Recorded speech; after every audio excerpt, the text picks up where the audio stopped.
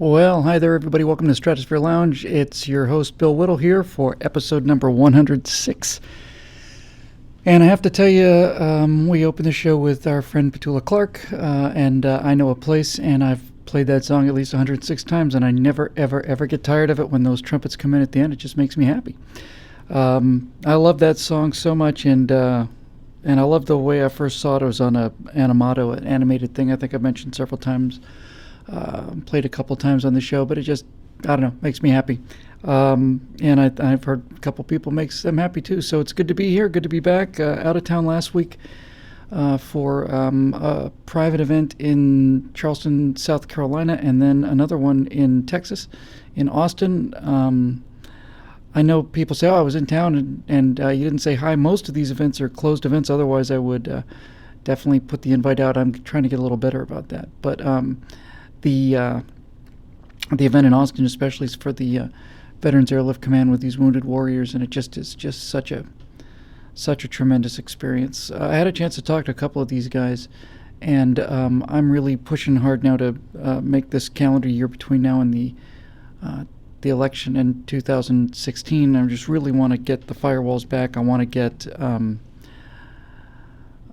get a bunch of stuff done, and one of the things I want to do is I want to get some of these wounded warriors on camera to talk about the military. They have a moral authority that they've earned that I haven't, and they have a incredible courage and an incredible sense of it, and they can say things that I just can't say.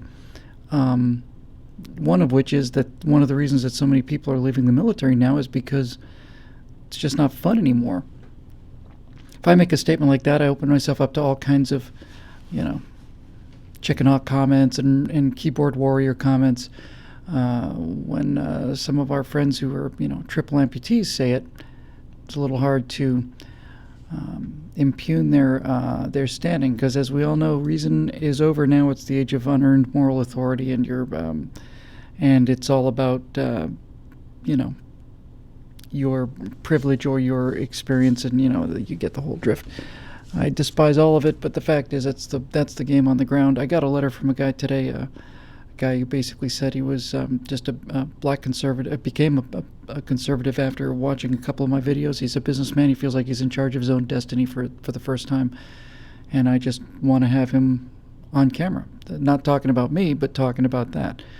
It's funny how in every other form of messaging in this country, advertisers don't have any problem understanding that if you're going to sell Coca-Cola, you want to have a Spanish commercial that's keyed to Hispanics. You want to have a black commercial that's keyed to blacks. You want to have a commercial that's keyed to women. You want to have commercials that's keyed to kids. Everybody gets a different commercial, although the message is the same. And one of the things I really would like to do in this next year is start to open this up a little bit, because I think I just think we got to stop these people. I just don't know what else we're going to do. So that was a fun trip, and it's good to be back. Haven't flown much, although I hope to get that remedied over the weekend. We went from being super, super hot, not a cloud in the sky, to being nice temperature now and not a cloud in the sky. I'm still waiting for some clouds up there, because that's what makes the photography fun and the flying fun. So hopefully we'll get some air-to-air footage between now and next Stratosphere Lounge, which should be next Wednesday, I guess. So anyway, that's about it. No big opening rant that's not tied into the first question or two. So why don't we just knock them down, as we said. You set them up, we'll knock them down. This first one ought to get me pretty cranked anyway, because it's just getting really crazy out there. Brandon Wong asks, if you were the president of Mizzou, that's the University of Missouri, how would you have handled the threatened football strike and associated campus unrest? More importantly, do you think this is a trend that will continue indefinitely? Now, we didn't know this when we posted the questions earlier today, because as you may or may not know, our questions for Stratosphere Lounge come from our Facebook page. But I actually shot a trifecta on this yesterday, which didn't post by the time the questions were up there. Scott Ott brought this story, and I got pretty motivated. But since we're here, let me just say a few words about the situation, the University of Missouri situation. Near as I understand it, this is what Scotty reported, but he's extremely thorough. A somebody reported that somebody had yelled the N-word out of a car off campus, and that they were not satisfied with the president's response to this. There were then further reports that someone had smeared a swastika in human excrement against one of the showers or something at the University of Missouri. And in any event, the student justice warriors decided that the president's response was not enthusiastic enough. And then you got all of this stuff where the football players threatened to go on strike and so on. Somebody went on a hunger strike and so on and so on and so on. Now, almost all of this is in the trifecta, but just to recap, some of the things we find later are that the guy who's on the hunger strike was one of the guys who drove 100 and some miles to go to the protests in Ferguson. And as far as the great courage of these modern-day social warriors, the hunger strike lasted 4 days. He went 4 days without eating, at which point he said his body was dissolving and coming apart, and that was the end of his hunger strike. So give you a little bit of the sense of the dedication of these people. And this is an important point, because once you understand how pathetic and weak these people are, the fact that they have this stranglehold over the university is even more ridiculous and even more absurd. But there's a couple things in here that don't sound right. Well, first of all, look, I mean, what is the president of the University of Missouri supposed to do about some yahoo shouting a racial slur from a car that's not even on campus? If it turned out that it was a faculty member who'd made some off-color remarks, or if it was a student or a group of students or something, then you can at least say, maybe the response was slow. But what a president of a university is supposed to do when somebody screams something out a window, whether it's on campus or not, turns out it wasn't even on campus. I'm not exactly sure that that's, something that should have lit his fuse immediately. The guy who did the hunger strike is a known, he's an agitator. That's the word we used to use for these people, is just an agitator. And people are so ginned up now, thanks to President Obama, this Black Lives Matter thing, this idea that black people can't walk down the streets of this country without being assassinated by the police or whatever. So it's a complete inversion of the actual crime statistics, and it's designed to produce what it has produced, which is the SA. It's the stormtroopers. It's you need some muscle on the street if you're going to be a progressive, because God knows they're physically cowards themselves, the intellectual ringleaders, and so are the people in these protests, by the way. And so you need some street muscle, and so that's what Black Lives Matter is. It's a group now that goes and intimidates people and takes over speaking events. I compare them to the SA, the Nazi stormtroopers, quite carefully. The primary job, I'm not talking about the SS. Now, the SS was started out as Hitler's personal protection squad, but the SS was responsible for murdering a bunch of people. The SA were basically just a bunch of hooligans and thugs, and their job was to provide muscle for the National Socialists, and also to disrupt any meetings of anybody who's in opposition to the Nazis. They would just go in and take over the mic and start shouting them down until they shut up. Let me know if any of that sounds familiar. But that's a little digression. There's some other things that don't smell right about this. When here's the thing, it's funny how so many things just they don't seem obvious until you come out and say them. But if somebody had scrawled a swastika in human excrement on a shower wall, why don't we have a picture of it?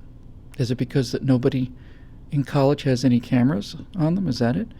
I mean, we see these kids shooting 30 bathroom selfies in the course of a given day each, and nobody has a picture of this? Nobody thought to take a picture of this? You don't find that a little odd? I find it pretty odd.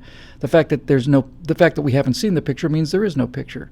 So I don't know if it happened. And somebody pointed out, it's a subtle point, but I think it's an interesting point. Someone pointed out that if you're a Nazi, you're not going to put a swastika in human excrement. It's like the idea of a Christian putting a cross on a wall in human excrement. I think that's actually an interesting argument. So basically, look, I think the whole thing is ginned up. So what's basically going on?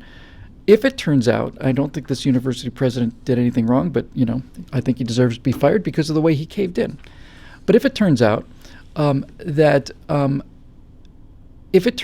he had in fact been negligent or even tardy in getting on top of racial issue that he had something that he could control about. In other words, a racist staff member or a racist organization on campus or something like that.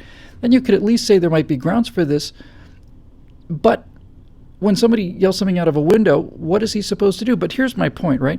Let's just grant the case. Let's say that all these things happen, and let's say that the president was slow in responding. There is a procedure for this, and it's called the law. And if we were to actually follow the law, this guy would then there'd be a hearing or some kind of inquest. They would have evidence. They'd be able to corroborate the evidence. They'd start asking questions about whether these things actually happened. They'd start interviewing witnesses. They'd start to make a case. And this guy would have his due process protection about whether or not he's being railroaded or not. And if it turned out they could find that there was a credible case of him being negligent in regard to this, then you can fire him. That's not what happened. By the way, at racist University of Missouri, the guy who had the hunger strike on account of how racist it was, he went there as an undergrad, then he went away and came back for his graduate studies. Came back to Mordor in order to finish his graduate studies in an environment that's so intimidating that he can't possibly bear it. And my understanding from Scott is that the black population of the University of Missouri is 7%, but that the student body president is not only black, he's also gay. So this hotbed of racism and intolerance has a gay black student body president elected out of 7% of the total student population. It just doesn't wash.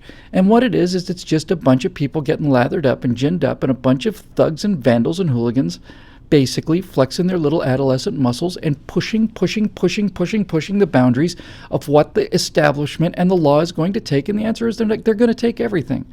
They're going to take everything. So the actual question was, if you were president of Mizzou, how would you have handled the threatened football strike? I would have handled it like this. You will play that game on Saturday, and if you don't come to practice on Thursday, then we will open up the football team to walk-ons.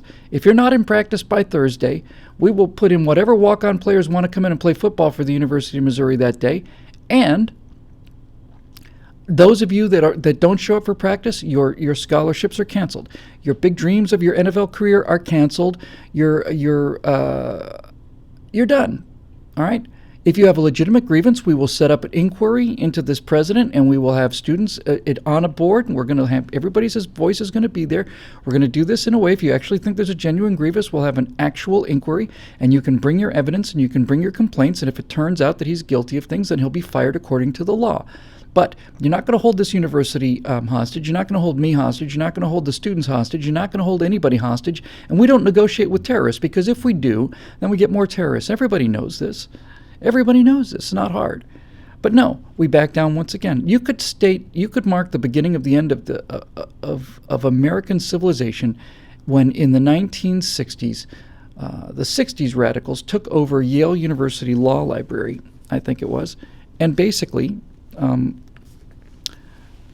set fire to it. And the university backed down, and the university said, you guys have a legitimate point. They should have stormed in there with policemen, arrested them, expelled them, and pressed charges. If that had happened, we wouldn't be where we are today. So yeah, I would have told these football players, either show up 2 days before we go, or you're done. Your scholarships are canceled. And that's probably it for most of them. I suppose some of them think, well, I'll go play for another school. The few of you who maybe stand out athletes enough to be able to be recruited into another school have to ask yourself whether or not that's the kind of student athlete they really want at these other schools, and whether they want that kind of publicity. But there you go, it all comes down from the top. This president, who was promised to be the big racial healer and the guy who was going to get us into a post-racial future, from day one, when the police acted stupidly, I mean that was 2 weeks or months into his presidency, from day one, has injected himself into the racial divide in order to gin up rage and resentment, which is the only reason he can get elected, is to gin up his base.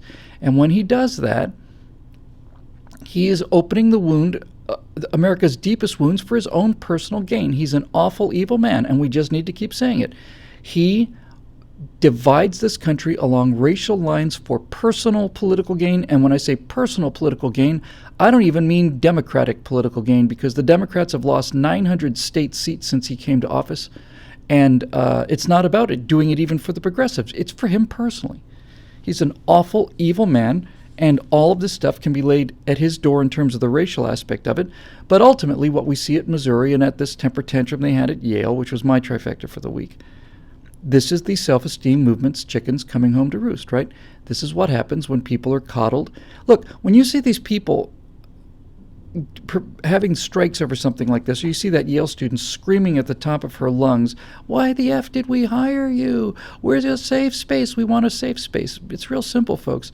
What you're seeing now are you're seeing the children that you saw on the floor in Walmart or Target or wherever.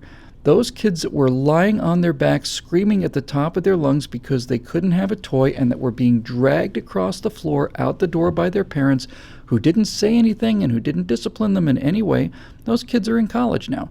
And eventually they're going to be in the workplace. Many of them are already in the workplace and they're behaving exactly the same way. And some companies are bending over backwards for these millennials, and millennials are putting out a bunch of things like, if you want to keep us, here's what you need to do. You need to understand that we need to be valued. You know what? You can just kiss my ass. Get out of here. You're fired. I'll hire a retired guy. I'll hire 3 retired guys if I have to replace you. I'll take somebody with a work ethic and somebody with a sense of gratitude and civility and decency, and I'll promote the daylights out of them. I'll pay them everything I can. Get out of here. And one of the things I said on one of these trifectas, I think it was mine, about the Yale thing is, the problem with socialism is you run out of other people's money. What's going to happen? What's going to happen to this generation when they run out of other people's parents? What's going to happen to these infants? This infants who's always gotten the gold star for everything, always had their pictures on the refrigerator, who've always been told they're the best of everything, and they've always gotten a trophy for everything. What's going to happen when these children run out of parents? I mean, seriously, they're being coddled through college. They were coddled throughout their entire lives. They expect to be coddled in business. Sooner or later, they're going to be the oldest people in the society. What are they going to do then? I happen to think they're going to commit suicide in record numbers. I read an article several months ago about, psychiatrists, psychologists now are dealing with 40-year-old women who have nervous breakdowns because they have to do their laundry. And that's the reason they give. They have to do their laundry. They don't know how to do their laundry, or it's a lot of hassle to do the laundry, and they just can't cope. What do you expect? They can't cope with the world because they were never able to cope with losing a baseball game or a soccer game. You learn how to cope with the big problems by starting with the small ones. We talk about this all the time on this show. It's pathetic. And I have to tell you, I've been fighting against this and worried about it and concerned about it. And the reason my hair's on fire and so many of us are so terrified about the future is not just because of these looming magnificently large crises.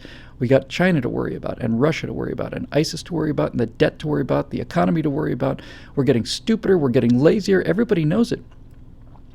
But the thing that's the most alarming about this is that the people who are going to have to face these problems are the most worthless generation in this country's history.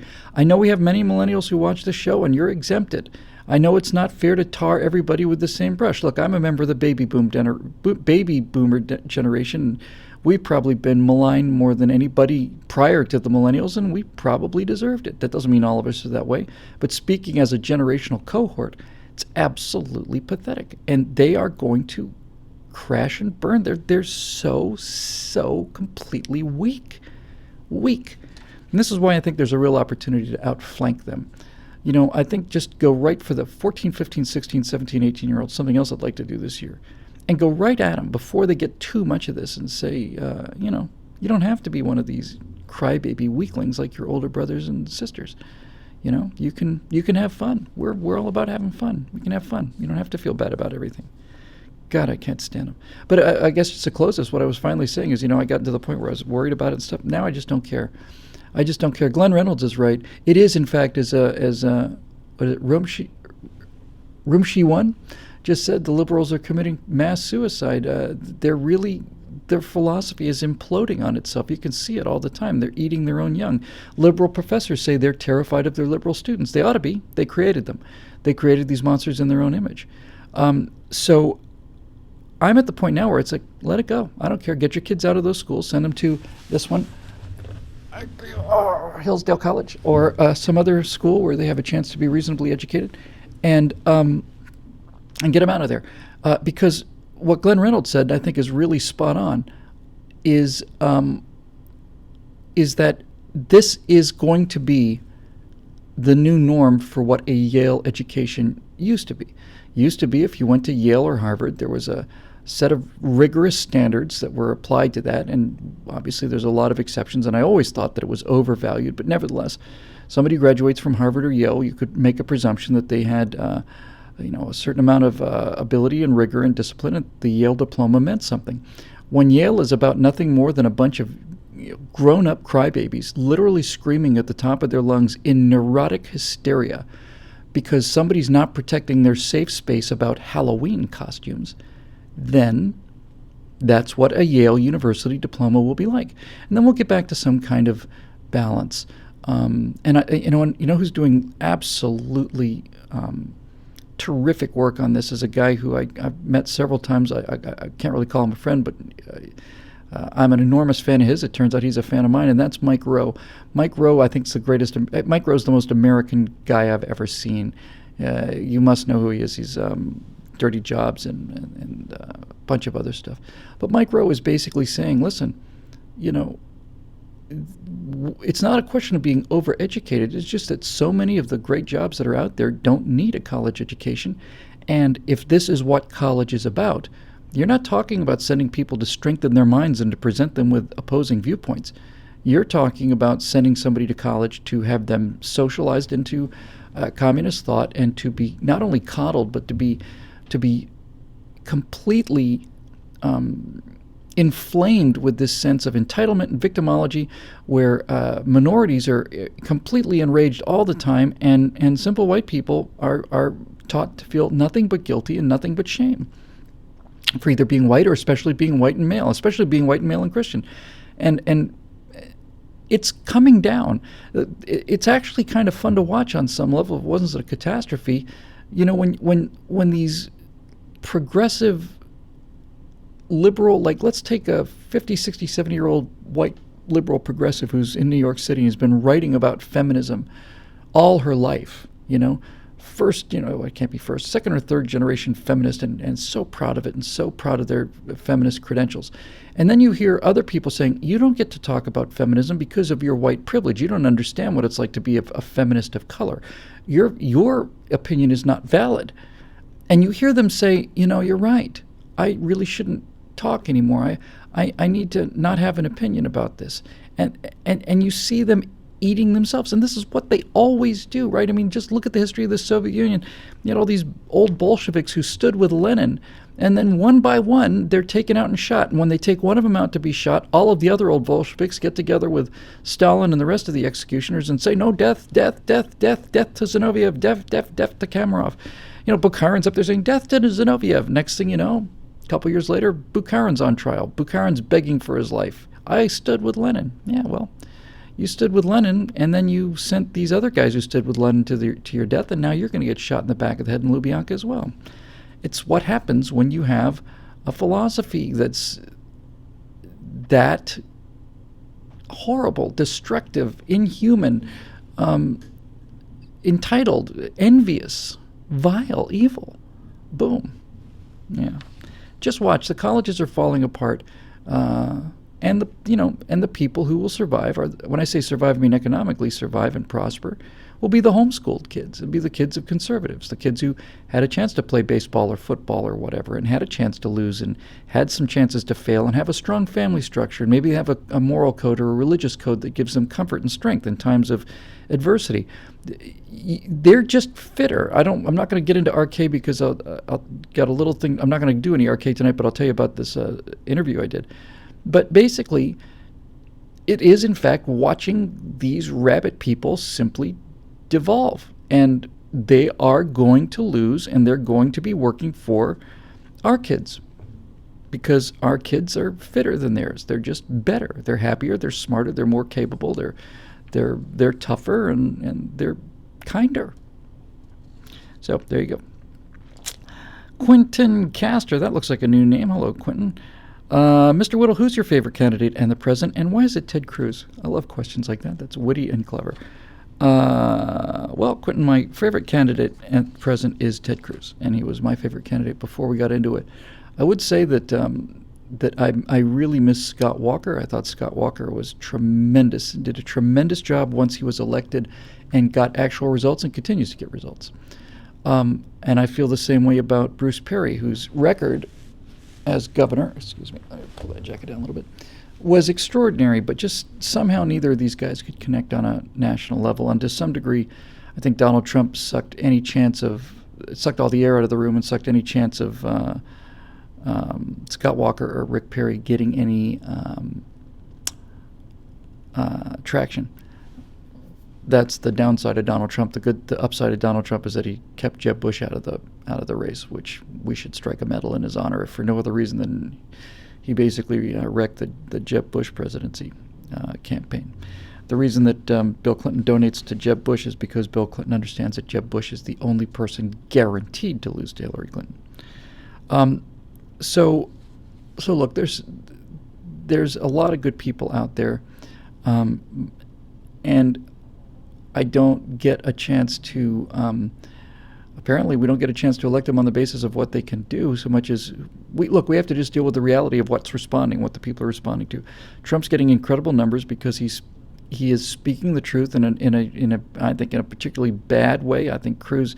I think Trump not only says things badly, but Trump just can't seem to stop attacking people on our own team. I mean, that's the Reagan 11th commandment: "Thou shalt not speak, ill of other Republicans." And why he continues to do this is just, every time I start to feel a little bit like, well, that's kind of a good point, he just comes out and does it again, and it's just disgraceful. That's all there is to it. I think it's just disgraceful. But Trump is saying things that people know to be true. His position on immigration, I think, is right, and his position on a lot of things are pretty bold and unapologetic. He's not ashamed to be an American. He's not ashamed of capitalism. But Donald Trump is a Trumpian. He just only cares about himself. He's been a Democrat. He's been an independent. He's been a Republican. He wants universal health care. And then there was some talk about it meaning, competitive health care. Well, we'll see. I don't know. I'm not a Donald Trump fan, but anybody is better than this felon traitor that the Democrats are going to nominate. Hopefully Hillary has learned her lesson from her email server and has gotten herself some really good high-speed internet connections, because then maybe she can Skype in her debate interviews from prison. I think of all the people out there, I think without question, there are two people out there who have breakout intelligence, and I mean breakout intelligence, and that's Ben Carson and Ted Cruz. These guys have IQs of 150, 160. I don't think Obama has an IQ of 110. I think we got something coming up about the candidates. Maybe I'll do that right after this, so keep them together here. Ted is a brilliant man, is a brilliant legal mind. He's defended Texas against the Supreme Court and won, against the federal government in the Supreme Court and won. And of course, Ben Carson's got a tremendous IQ as well. But of all the people out there, Ted, to me, has the most clear understanding of what the actual ailment in America is right now, and it is lawlessness. It's lawlessness. He understands this, I think, better than anyone else, and he seems to be the one who's least afraid to come out and say it. And there's another thing I like very much about Ted Cruz, and that is, I believe, and apparently to listen to Pat, it's not Dollard, what's his name, the pollster, it's right on the tip of my tongue. You know him. Anyway, you listen to pollsters and they'll tell you it's something like 86% of the American people have no confidence in the government, and that they don't feel the country's heading in the right way, and that they feel like that nobody of either party represents the American people. And so I think that's true. I think it is really genuinely an election to be won by saying inside the Beltway versus outside the Beltway. And the best way to make that case of saying, look, I want to change the way government is run, is for you to attack not only the opposition, but also to attack the people in your own party who deserve to be attacked. So when Ted Cruz comes out and calls his own Senate Majority Leader a liar, Some people just get the vapors. To me, that's a guy, Pat Cadell, thank you, Unquiet American. That to me is a sign a guy's got actual principles. Because Mitch McConnell is a liar, and Mitch McConnell and John Boehner are the problem. John Boehner left that office filled with stale cigarette smoke. I've heard inside information from people who are congressmen who say that he was just drunk every night by 7 o'clock, just lit. This is what we've been using to fight Obama for the last 2010, so 5 years, right? It's just appalling. So when you've got a guy who's going to stand enough on principles to filibuster against some of these things and stand enough on principles to call out his own leadership when it needs being called out, that suggests to me a guy who not only understands the Constitution but has the guts to stand up for it. So Ted's my favorite. Plus, I like him. I just think he's a great guy. I think Ted does have some problems. Actually, I think he's only got one real problem. Watching Ted Cruz, I think he needs some help in terms of his delivery, and I can't put my finger on it. One thing I did notice, I've been at a number of events with Ted and a number of events with Ben. I've seen Rubio in person, and I've had a chance to speak to Carly Fiorina. It's so flattering for me to know that these people, really just know who I am. Forget about like my work. But Ted's got an odd problem, I think, in terms of communication, and I think his problem is that he is so genuinely sincere that it comes off insincere. I know that sounds a little hard to explain, but he is, in fact, an extremely kind guy and an extremely caring guy, and when I see him speaking on stage, the posture of it strikes me as not completely authentic. I don't think he's quite alpha enough. Although God knows he's got the goods. He's got the courage. He's got the courage. He makes the stand. Like I said, filibusters, calls out his own party. He's got a tremendous courage, and he certainly has the intellect, and he certainly has the understanding. I think he could use a little styling as well. But I think my proposal to work with Ted is pretty simple. I would like to do a couple of videos with Ted, and I'm talking a little bit, proposing this to his campaign, for conservatives for the primary. And my thought was, I would like to get him someplace where he's comfortable, and then I would like to, we'll turn the cameras on, and I'd like to start talking with him for about a half an hour. And we're not going to use any of that half hour.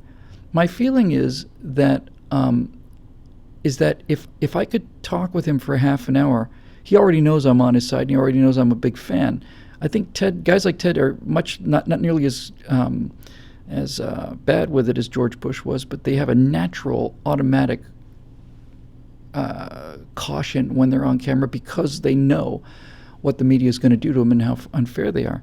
But I think if I just started talking with Ted, like, this is a figure of speech, okay, I'm not talking about this literally, but hung out with him long enough just to get him liquored up a little bit and excited a little bit and angry a little bit. Not because Ted's character is so solid that Ted's not going to lose his temper. But I think what Ted needs is to be a little more outraged and at the same time a little more focused on the delivery. I know. Yeah, I hadn't thought about that before. T-Dog, is it Lyles? Sorry, my vision's not so good. Yeah, Bill and Ted need to work together. It'd be Bill and Ted's Excellent Adventure. That's a grand idea. But I would like to do a series of interviews with him on things like guns, on the law, on freedom, on communism, socialism, all that other stuff. Where if it was just one-on-one, I would edit myself out of the conversations, not about me. But I'd like to do it in such a way where he knew he was with friends. He knew that he would have final approval on the edit, and that he could really just kind of relax. Because I have spent a fair amount of time, when I say a fair amount of time, I mean grand total time, probably 15, 20, 30 minutes tops. But I've had a fair amount of time to talk with Ted behind, backstage before we went on or after we came off. And he's much better one-on-one than he is on stage. I think I watch Ted. One of the things I think Ted does, and this is not something It's easy to teach, but I think it can't be taught, is that Ted telegraphs a joke from the next county. You can just see it coming in. It's like you see the smoke around the horizon. You can start to feel the tracks vibrate. You hear the whistle off in the distance. Here comes the steam. I mean, he telegraphs a joke, and he needs a little help with getting that timing right. But these are trivial things. I know the guy, and I think he's a genuine patriot. I don't have to say I think he is. I know he is. He loves this country, he understands this country. And there's one more thing about this, too, that bears real consideration. I didn't come up with this, but it's really profoundly good. The Democrats will destroy Republican presidential candidates by putting them into three boxes. They have to put them at least into one, and ideally they can get them into two, and if they can get them into three, then it's game over. And the boxes that the Democrats put Republicans into is evil, stupid, or old. And if you think about the way that they have attacked any of these leading Republicans, you can see that that's exactly right. So let's take Newt Gingrich, for example. He's certainly not stupid, but he's getting old, and must be evil. George Bush, of course, was evil and stupid. Mitt Romney is neither old or stupid, so he must be triply evil. And that was an uphill climb because Romney's one of the nicest guys they could, but they pulled it off. Bane, vampire, gave people cancer, shipping lady parts to China. They had to make him triply evil because he's not old and he's not stupid. McCain, of course, was old. Cheney is old and evil, but not stupid. Sarah Palin is neither old, but she has to be stupid and evil, and you can see how it goes, right? Now, the problem with Ted Cruz is he's not old, he's not stupid, and they're trying to make him evil, but he's much more sympathetic than that. He's a real problem for them. Carville said he's the most natural politician and the best Republican politician he's seen in a while. You always have to be careful about what James Carville says because on some level it's the Brer Rabbit thing. But look, anybody who's not Jeb Bush, I think, has got a real good chance to win. So enough about Ted. Let me staple this to a question we get just a little bit later,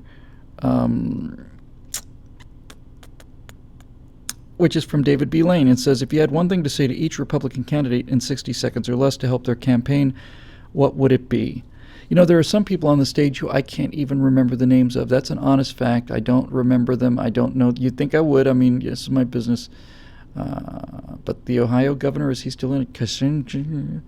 My advice to him would be to leave. My advice to Jeb Bush would be leave immediately, because after all this time and money, at 4%, you're going downhill. Leave with some dignity and do some good on the way out. My response to Chris Christie would be leave. Get out. Now. And if you're upset about this, Chris, then maybe you should not have given the RNC keynote speech and then the day before the election put your arms around this catastrophe of a president and told the American people what a swell job he's doing, just so you can get your money for your state. Sorry about that, Chris. Maybe you're good with unions and all the rest of it, but you may have cost us the election. I believe that there's a real chance that you did. The guy who gave the keynote speech in the Republican convention, who basically made the whole thing about himself, deigned to mention the nominee at the very end of it, and then the day or two before the election literally has got his arms around Barack Obama saying, hey, this guy's doing a great job. That storm may have saved him, and sorry, but it's time for you to go back to New Jersey now. So let's see who's left. Let's just say we get down to Trump, Carly, Ben Carson, Ted Cruz, Rubio. Rand Paul is on so many levels, intellectually and philosophically, really terrific. Great guy from a libertarian point of view. But I've met Rand Paul at an event, and I thought he was the bellboy. I mean, the busboy. I mean, he has zero charisma, and that's a shame, but it's the reality of it. I think it's time for Rand to go and narrow this thing down and not waste any more time. So here's what I would say. Carly's started out and had a really good surge and hasn't really done much lately.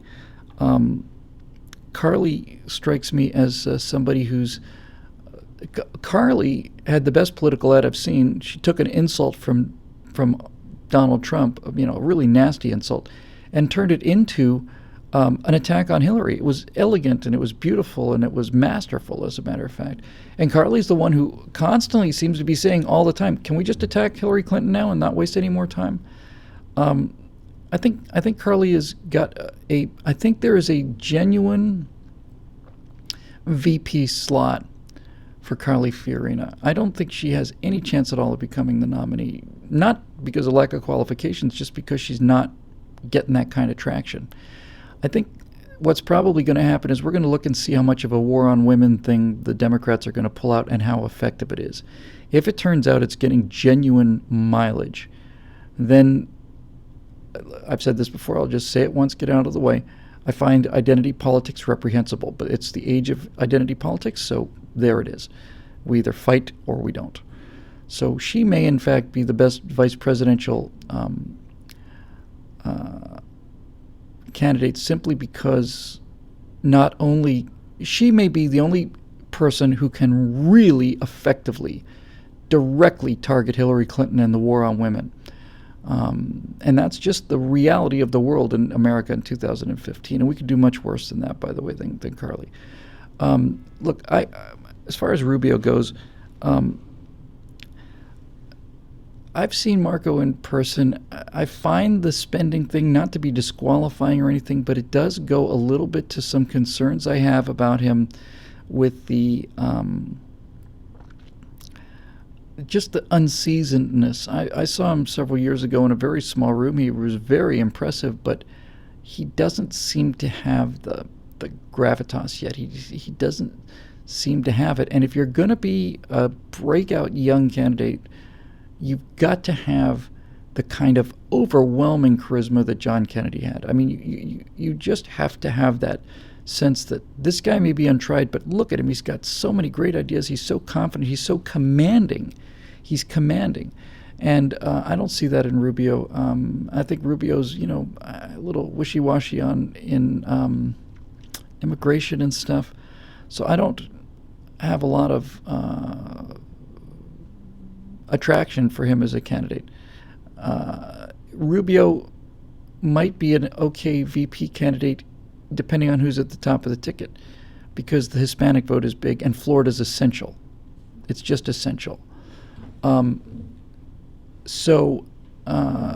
think that's kind of where that puts him. So what does that leave us with? That leaves us with Trump, Carson, Cruz, and I guess that's it. I think those are going to be the final three. I've already spoken about Ted Cruz. Donald Trump I would just like to see this thing come to an end. He has a number of things right, but his manner, I don't know, I'll just come out and say it. I find his manner not just unseemly but disgraceful. I find it embarrassing. It's so hard to deal with the fact that so much of what he's saying is true, and he's the only person saying it. And of course, the reason Trump's got the numbers he's got is that Trump has one thing that nobody else has that's out there on that field, and that is he's interesting. Trump is interesting.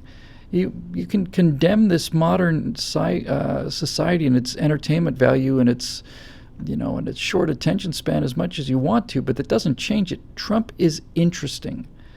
And he's confident, and he's alpha, and he's not ashamed of who he is.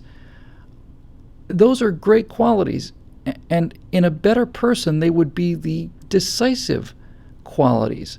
But to constantly, reflexively, knee-jerk all the time, have something not only negative to say against his fellow Republicans, but something just childish and petty, adolescent and vain and thin-skinned. It makes me have genuine concerns for his mental state.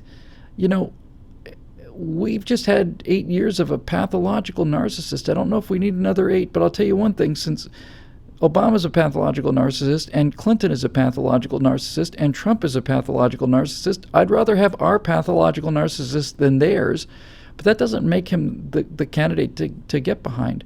I'm very concerned what he will do if it turns out he's not the nominee. He says he'll play ball, but that's what it is. I don't trust him. Politically, I don't trust him. I trust him a lot more than I trust Hillary Clinton, but I don't trust him. I don't trust when Donald Trump says if he's not the nominee, he will support the nominee. I don't believe him. He may be telling the truth, but I don't know, and I don't have any evidence to believe him. So I'm very concerned about the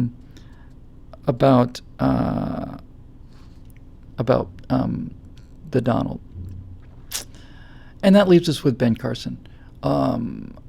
I have introduced Ben Carson at least once, and I've been in the same room as him on at least 3 speaking engagements. One of them I preceded him, and one of them I followed him.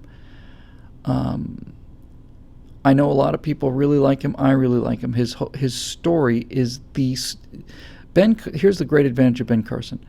Ben Carson's personal story destroys the liberal narrative. It utterly destroys it, and that's why they have to attack him so much. So that's good. And to say that Ben Carson is the smartest guy in the room is also true. But having been in a room where Ben Carson was the keynote speaker or the featured speaker, I can tell you I don't think I've ever seen anybody less dynamic than Ben Carson. I mean, Ben Carson is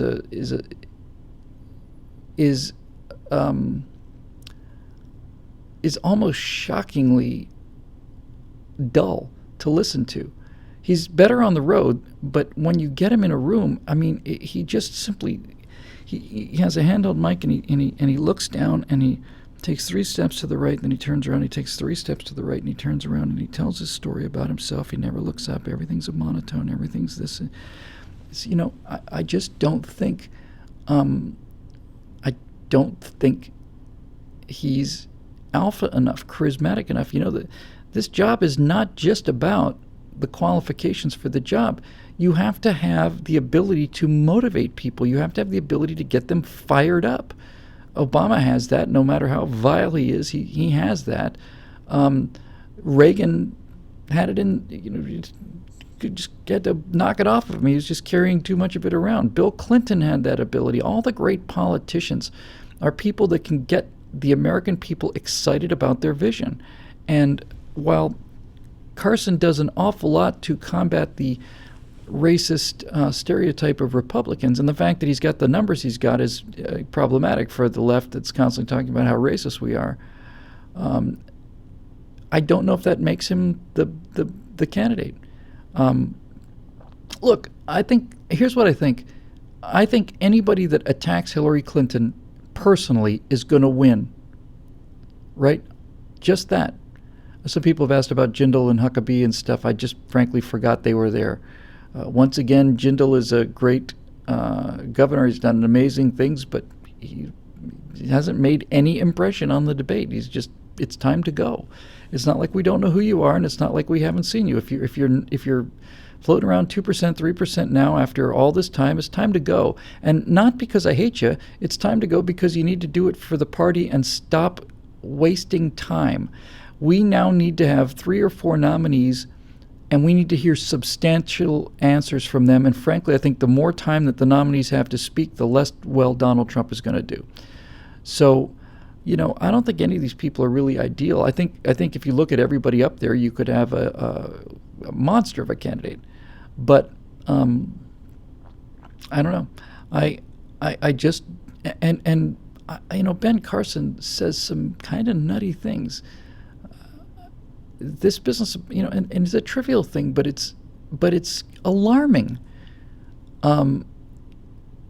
I don't mind him saying that he didn't think a Muslim should be president because, frankly, he's probably right.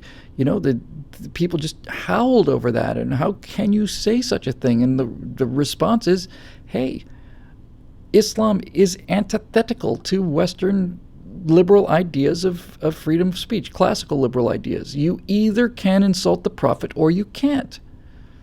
Period. I think he's got a compelling point there.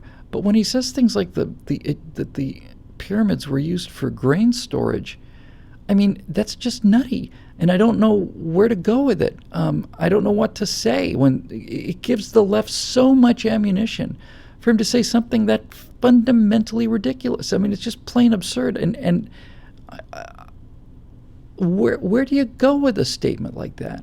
It's a sign of a sort of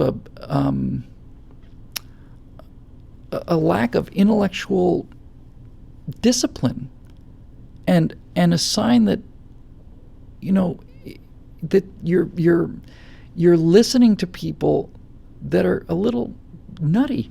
I don't know how somebody could say such a thing.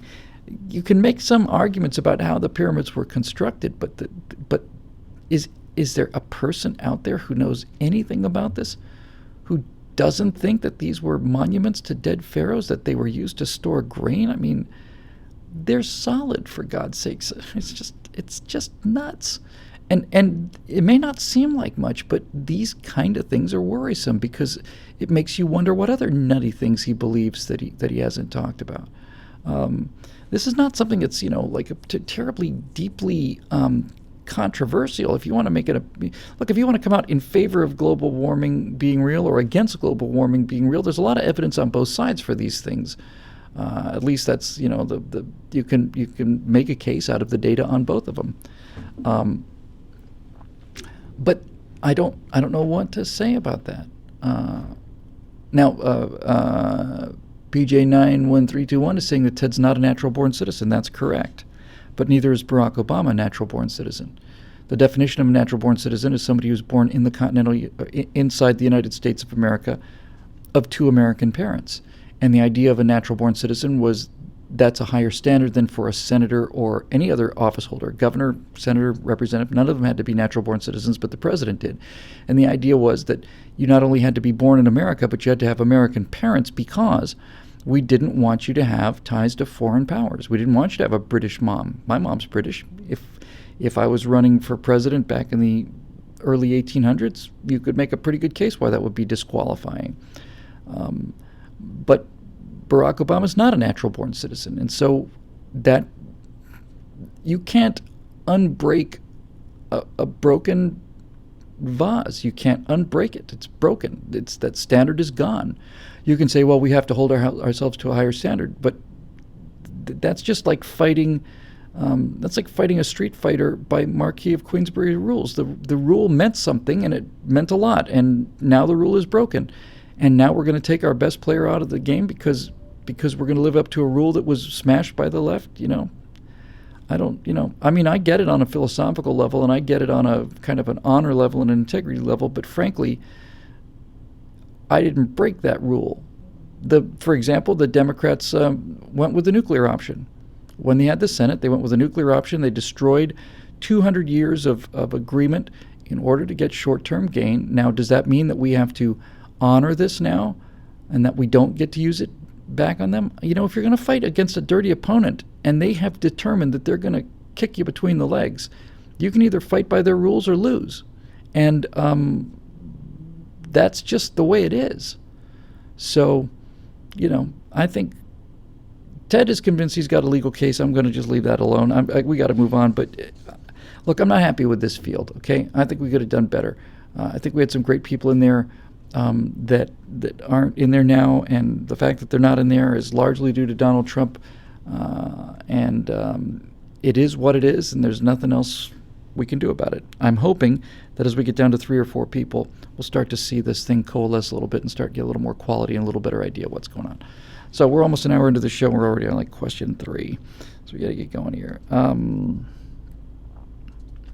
I can knock out a couple of these real fast. Dave Olson says, you've spoken of your preference of Star Trek over Star Wars, so which excites you more, the 3 upcoming Star Wars movies or the just-announced Star Trek series? I'm a much bigger Star Trek fan than I am a Star Wars fan, but the upcoming Star Wars movie looks absolutely spectacular. And that's because J.J. Abrams knows how to tell a story, and not only knows how to tell a story, unlike many big directors in Hollywood, he actually has respect for his audience and kind of wants to give them what they want. I thought the Star Trek reboots, I thought I was going to hate them. I loved them. I thought they were terrific. And what I've seen of the new Star Wars looks like the best Star Wars ever. On the other hand, this new CBS Star Trek series, which is supposed to come out next, I guess, January of 2017, I don't even want to think about it. I already know what it's going to be. It's going to be social engineering. It's going to be using Star Trek to bash us into what we're supposed to be believing. I would not be the slightest bit surprised if the captain of the new Star Trek series was transgendered or gay. Wouldn't be surprised in the slightest if that were the case. And I dread it. I loathe it. If it is not directly connected to the original series, which means there's some sort of historical focus that'll keep it from going too far into the weeds, then not only am I not looking forward to it, I'm dreading it.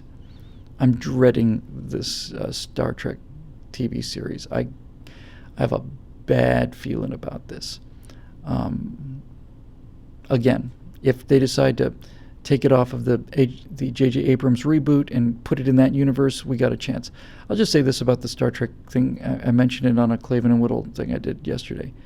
I think the original series... Oh, and it's on... I guess some of you by now have seen that Captain Picard versus Captain Kirk thing that you posted just the other day on my Facebook page. But the thing about the original series that made the original series so fascinating and interesting and fun was that we don't know where we're going. We don't know what's going to happen next week. We're on a 5-year mission to go where no man has gone before. What's going to be on this next planet? We don't know. No one's ever been here before. That quality was never repeated, even in Enterprise, which presumably preceded the original series. Even in Enterprise, it was against, enemies that we knew, the Andorians. Where's the new stuff? You didn't know. What are we going to get on this planet? Is it going to be something, the result of a great science fiction writer? Is it going to be City on the Edge of Forever? Or are we going to get a show where they're low on budget and the Paramount costume department's got a lot of 30s uniforms, so we're going to go to the gangster planet in Piece of the Action, or we're going to go to the Nazi planet in Patterns of Force, or we're going to go to the Roman planet in Bread and Circuses. Now, even those are cheesy, but at least it's different. It's interesting. There's some interesting things there. One of the things I didn't get to mention on that Picard versus Kirk thing was that by the time one thing I did get to mention I thought was spot on was that Kirk boldly went where no man has gone before, and Picard routinely goes where no starship supply ship has been for 3 weeks.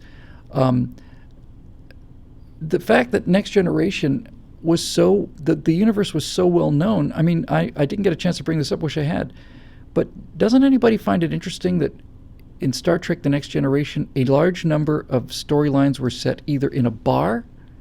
In other words, what's going on outside the window is so boring that we have to talk to this space alien who's trying to smuggle a pizza into the building in her hat. I mean, but much more profound than that. Doesn't anybody find it odd that so many of the Next Generation stories either took place on or at least utilized the holodeck? What is the holodeck?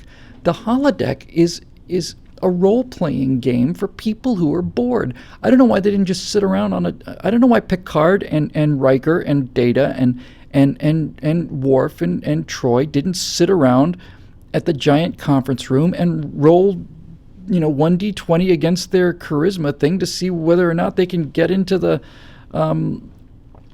dungeon. I mean, really, the whole holodeck was just another way of saying what's happening outside the hull of the spaceship is so bloody boring that we've had to install the world's greatest entertainment system into the spaceship because it's got to give us something interesting happening. You never, ever, ever, ever saw that in Star Trek. You just didn't know what was coming.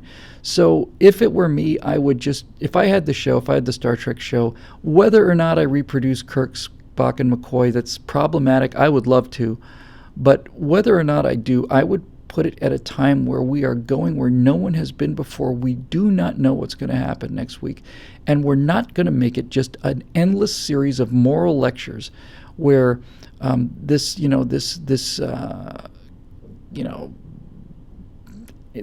French toffee-nosed, old man sitting in a dentist's office with his maitre d' and his psychiatrist determine what morals have to be enforced from the Environmental Protection Agency, otherwise known as Starfleet Command.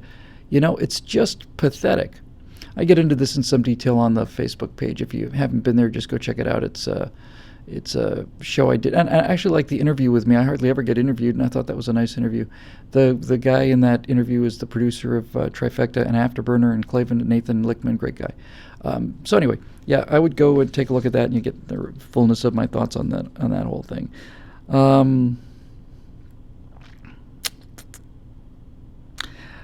Speaking of special events, let's talk about this question from Alan Pontius. Any more upcoming talks with Stefan Molyneux? Even though his arguments seem to hold water, do you subscribe to his views on anarchy? I'm saving this probably till Thursday or Friday. It's been posted on his website. I haven't linked to it yet. Last Monday, I did about 2 hours with Stefan, who I'm very new to. I didn't know who he was until the interview request came in, and the request for the interview came in from Anonymous Conservative, who wrote the arcade book. He didn't particularly want to go on camera and kind of talk about it in real time for a number of reasons, and he asked me if I would do it, and I said I'd love to.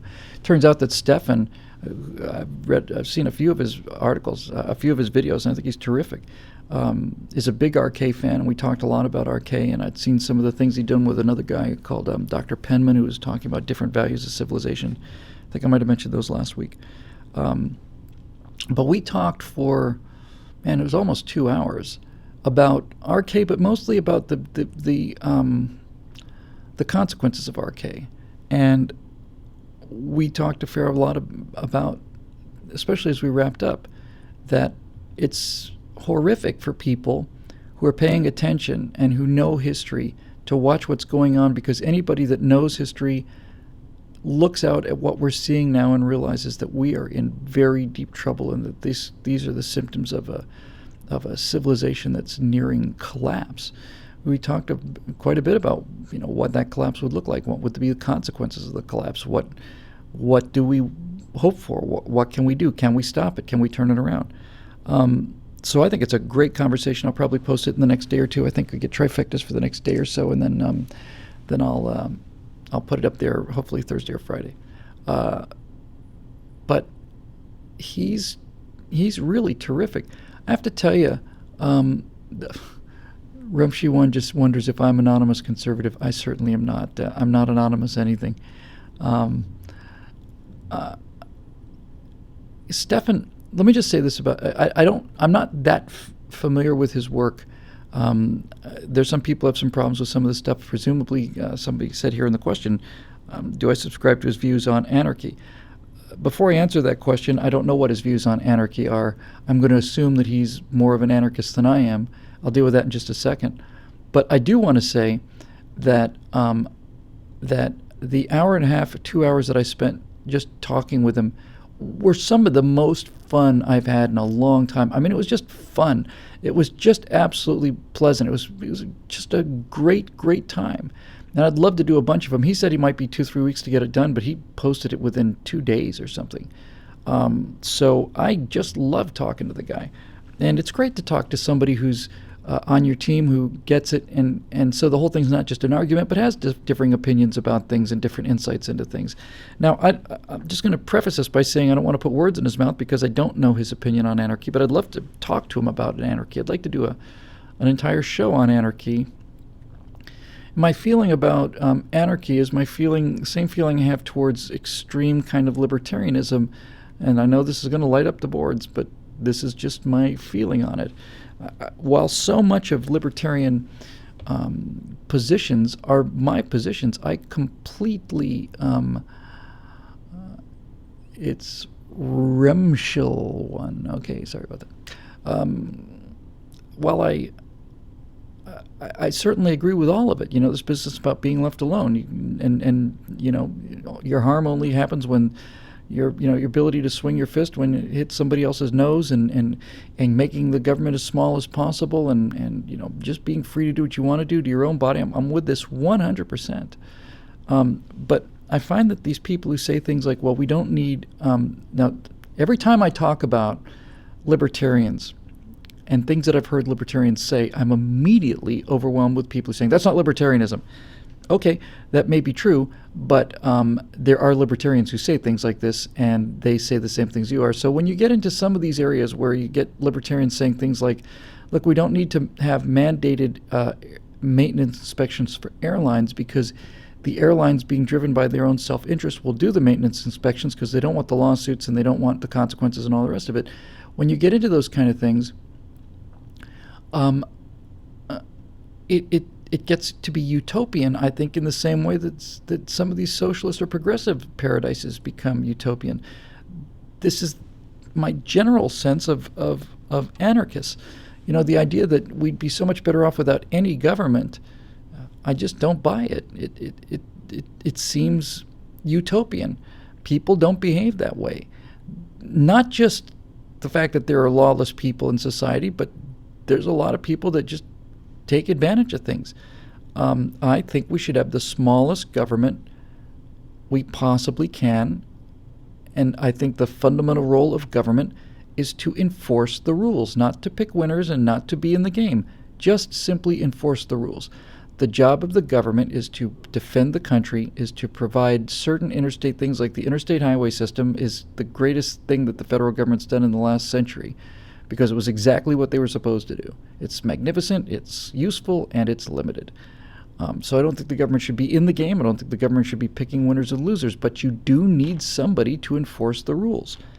And that's really all the government should be doing domestically, is enforcing the rules, enforcing the law. Not even making the law, really, The idea that we have to just keep adding laws or rules to this football game is just nuts. They should just be enforcing the rules. And if it turns out that you believe that you don't need somebody to enforce the rules because there are no rules other than our own self-interest or whatever the case may be, I just find that to be utopian and completely unrealistic. People aren't like that. They just aren't. And you might want them to be, but they're not. And when you start saying, yeah, it would be nice, but, then you're off in progressive land as far as I can see. You're starting to value what you wish to be true over what seems to be true. So I'm not talking about libertarians in this particular event. I'm talking about anarchists, and the areas between them are all gray, right? So if you're talking about decreasing government on the right, you've got conservatives who believe there should be some kind of government and some kind of foreign,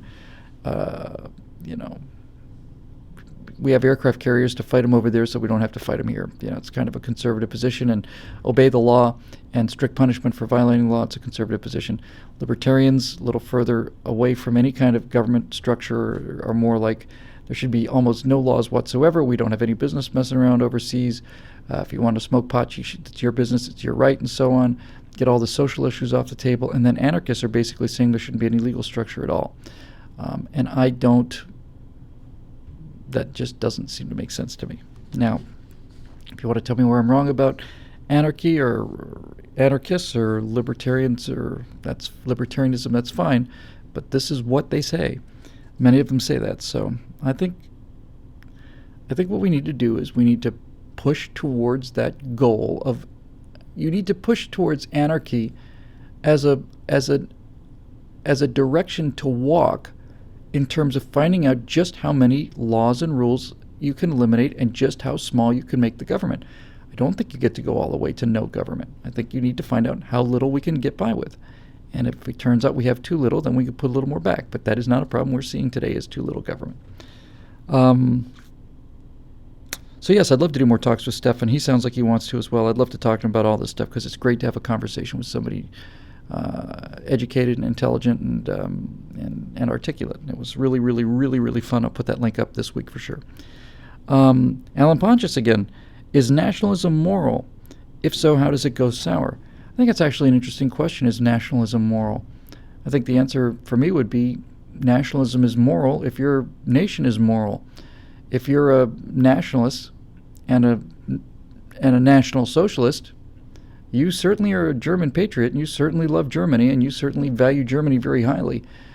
But if you are talking about the National Socialist government, whose external policy is to conquer the weak and whose internal policy is to murder its own citizens en masse, then being a National Socialist is not a moral position to be in. I like America because I think if you're an American nationalist, you are binding yourself philosophically to a nation who's fundamentally good and decent and moral. Nobody is perfect and no nation is perfect or spotless, but if I didn't believe that our soldiers go overseas to fight for freedom, then I wouldn't support those soldiers the way I do.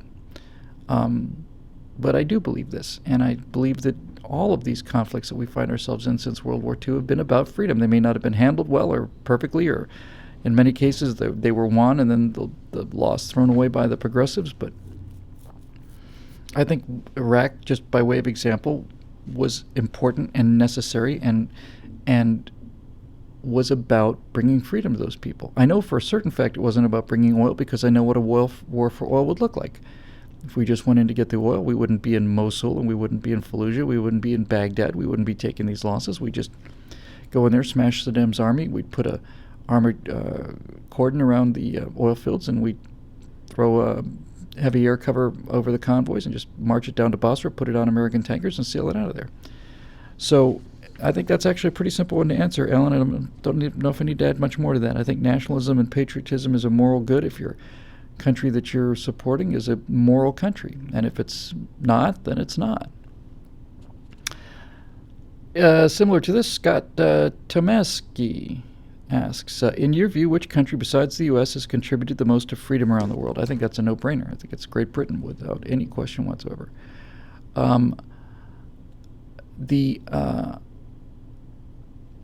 The British influence in the world is, you can certainly make the case, is more important than the American influence, because there would not have been an American influence if it hadn't been for the British influence. When you look at the civilization in the world, and when I don't just mean success, I don't mean just mean prosperity, I mean the fundamental elevation of human life. It's the Anglosphere, and nowhere else, you know. It's Britain, Canada, the United States, Australia, New Zealand, and to a large extent lately, although it started from a much lower foundation, India. The British, as opposed to the Americans, the British had an actual empire and an economic model which was to take riches out of those countries and send them back home at gunpoint. It was, in fact, an empire, and its economic model was the exploitation economically of these countries, and there's no getting away from that, and there's no denying it. That's not something we do. We trade with people, and the net flow of cash in this so-called American empire is from the United States out into these countries. We had bases in the Philippines, and we weren't stealing Filipino rubber or whatever other resources. We were putting hundreds of millions of dollars a year into those countries in exchange for leases on the bases, and when they said they didn't want them anymore, we left. So what's happening is Britain did what it did for economic reasons and for the benefit of Britain. But unlike every other empire in history, that's actually not true. You know, the Romans at their peak thought that they were bringing law to the barbarians, and so did the Greeks and some others. But the British have, as part of their national character, a fundamental sense of lawlessness. In fact, it's even more subtle than that. It sounds trivial, but it's not. It's tidiness. It's cultivation. It's a sense that, you know, if you're going to be out in the middle of the jungle, then we'll put a garden there, and we'll get dressed, and we'll, you know, it's the manners and the fundamental decency. It's an ancient, completely overused cliche, but it's absolutely true. Gandhi was only able to use nonviolence against a people as decent as the British, because when the British people saw victims being clubbed for something they believed in. It was their decency that changed their opinion. If Gandhi had practiced his nonviolence against Adolf Hitler, we'd never heard of Gandhi. He would have been just taken out and shot like everybody else. So the fundamental thing about the British is that they had the rule of law, and to a large degree, not to a complete degree, but to a large degree, that fundamental concern for the law meant that it was applied to everybody in the countries that they either went into or founded. The Magna Carta, the idea that that there were rights that were not dependent on the king, was really a major stepping stone towards the U.S. Constitution. The Magna Carta mostly protected dukes and the nobles against the power of the king. It didn't quite go all the way to the common people. That took another step. But I don't think you can even comprehend, let alone underestimate, the civilizing influence of Great Britain over the course of several hundred years. And when you look at the countries in the world that are places you want to live in Australia, Canada, the United States, New Zealand, Australia, and to the degree that you might want to live in Japan today, it's only because Japan became anglicized by their loss in World War II. And the Americans went in there with the British system, basically, of law and order and work and personal liberty, and went in there and restructured their society. And they're much better and seem to be much happier than they were under these, centuries of samurai warlords and this Japanese militarism that was so appalling. So, yeah, I think it's Great Britain without any question at all in terms of which is most contributed towards freedom. The idea of freedom itself really is, it's not a British idea, but they were certainly the standard bearers for it. You can, of course, make the case of all the exceptions. They didn't, for most of the empire, that didn't include women. It didn't include people who were not British. And the British to this day have a class distinction that we never have in this country. Whenever I hear anybody talking about class in America, it makes me nuts. There are no class in America. There's no American class structure. You may be middle class in America. You may be upper class. You may be lower class. But it's not class in the way that it means. It's not class in the way that it meant in Britain, and it's not class in the way it means anywhere else in the world. It's not class or case the way it is in India or Japan.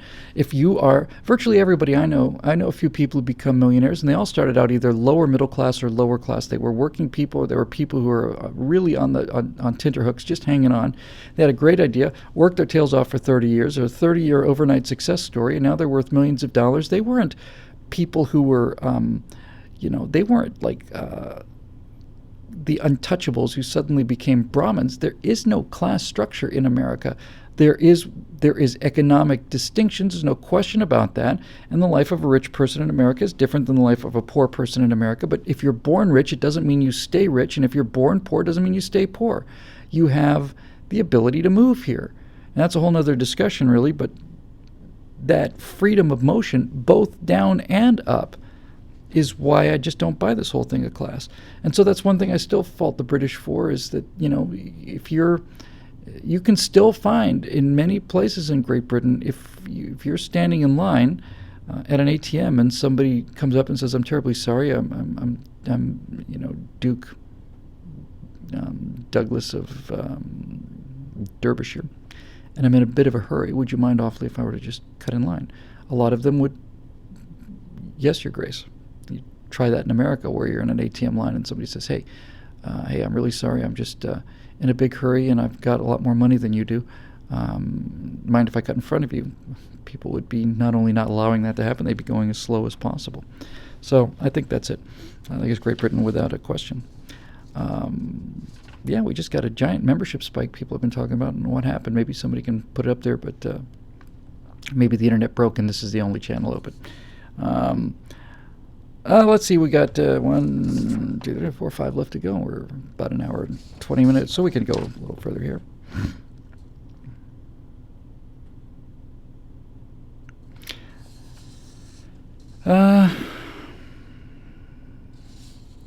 couple of questions that are just a giant can of worms, so let's just go ahead and open them. Justin Whitsett says, Bill, sometimes I feel that we're in too deep and that the country is beyond saving, or at least beyond restoring to the founding principles laid out in our founding documents. I feel that there are too many rules and regulations and government agencies and acronyms so deeply embedded in the shadowy cubicle-dwelling beast that is the Washington Weenies that the only way to reset is to let it roll off the cliff. How then do we save the last shining city on the hill without watching her first burn to the ground? That's beautifully said. The more I think about this, Justin, and I think about what's wrong with this country, I think ultimately you can tie all of it down to one simple thing, and it's just too big. It's too big. It's not too big geographically. We've managed to make America not only work, but be the gold standard of what works for hundreds of years. It's the federal government has gotten too big. The government has gotten too big, and it's the federal government that's gotten too big. And so once again, we go back to how did this happen? And I don't mean to keep constantly trotting over ground that we've already covered, but basically, it's the progressive amendments that destroyed the restrictions on federal power. And so let's just very briefly recap it. It had nothing really to do with one of the progressive amendments, which was prohibition. I just like to throw that in there because this is the kind of people they are. They're the first time in history where people have taken a freedom away, which is the freedom to come home and have a beer at the end of the day.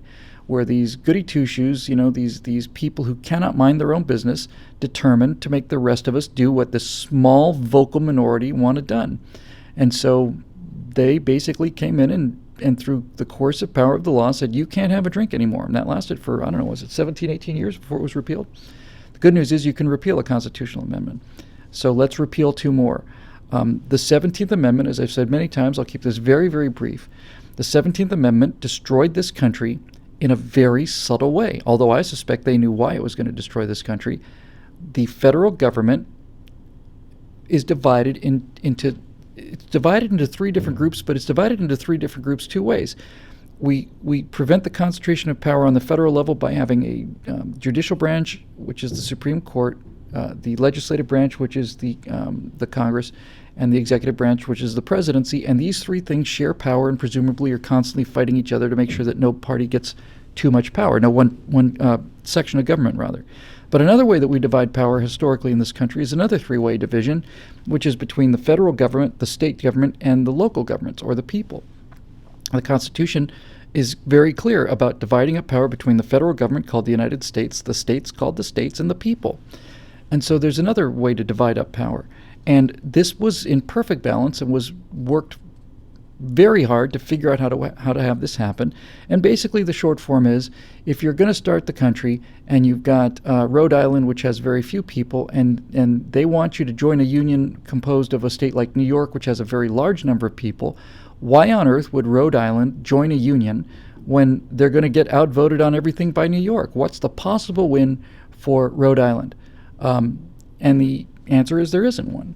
And so in order to get the states into the union and make it a more equitable deal, what the founders realized in their wisdom was, in order to have laws passed that are going to affect everybody, they have to clear two hurdles.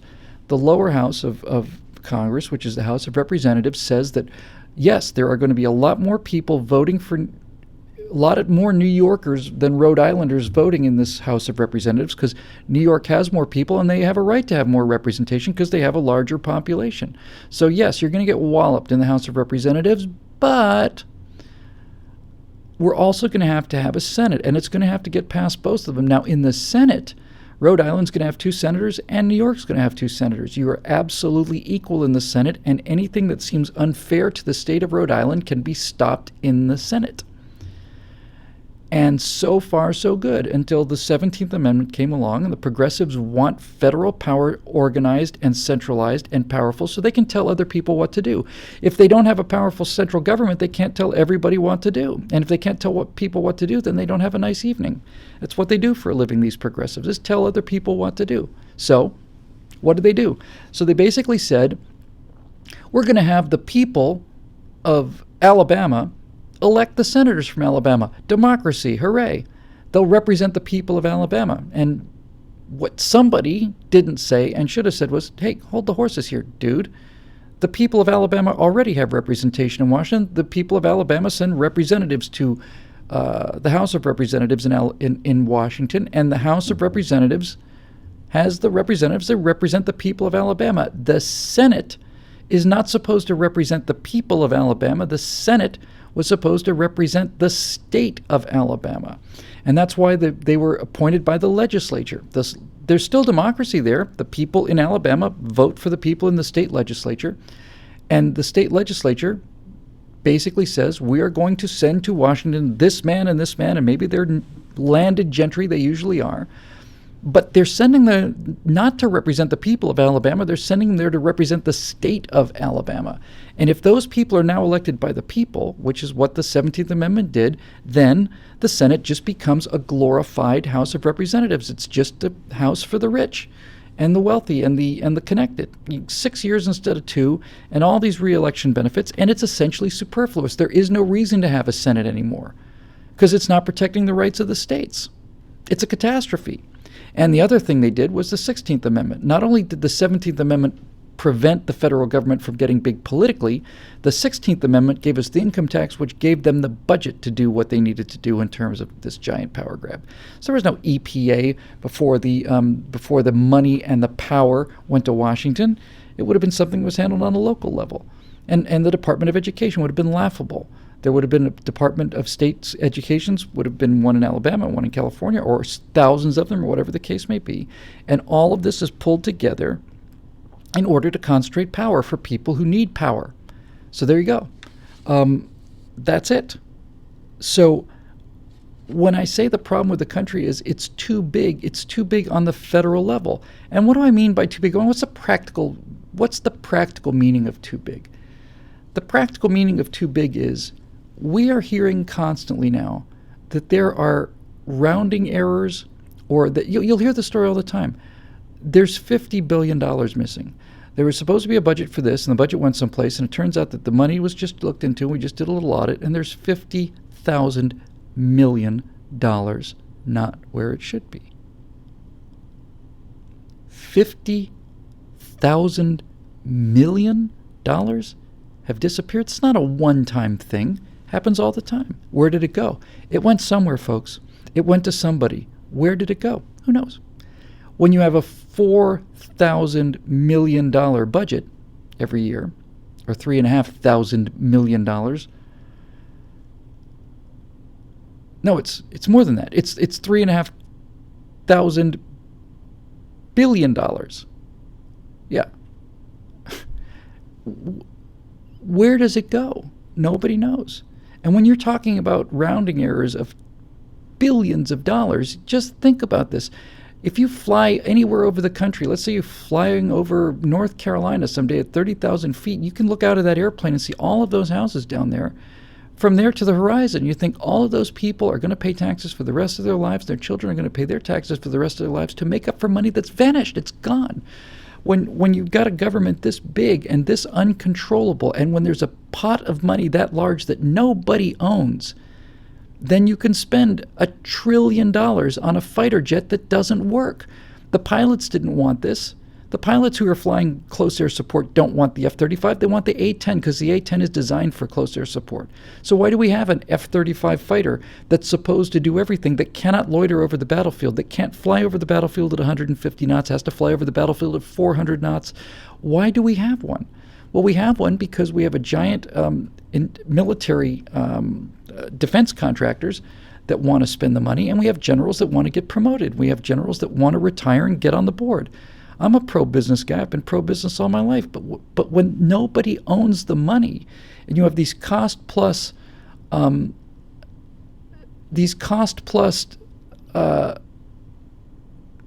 contracts, then who cares if we spend $1,000 billion? I don't know. We had 500 people in here. Now we're down to 150. It's like a little spike or a surge or something. I guess they realized that this was mostly a sleeping aid, and they just came and took off. Anyway, that's pretty much why I think it's just not working, Justin. It's too big. And then the question is, do we have to watch it burn? I don't think we necessarily have to watch it burn, but we certainly have to watch it get smaller. And if I look out there on the board today, the only players out there that I think have the ability to put the brakes on this are the states. The states are even though they've been so terribly weakened, there's still the 10th Amendment, which says that power is not granted to the federal government or reserved to the states or to the people. So I don't understand why there's not a freedom coalition of states. The good news is the Republicans have done brilliant work at taking it. The Democrats have lost 900 seats under Obama in various state legislatures. We own most of the legislatures and we have most of the governors. Why do we not have a coalition of governors who are united in stopping these federal power grabs? I don't know why, because we don't take politics seriously, and they do. Let's see what we got here. Some of these questions are a little less serious. George Freeland wants to know, are there any parts of the writing process for which you prefer to use a pen and paper?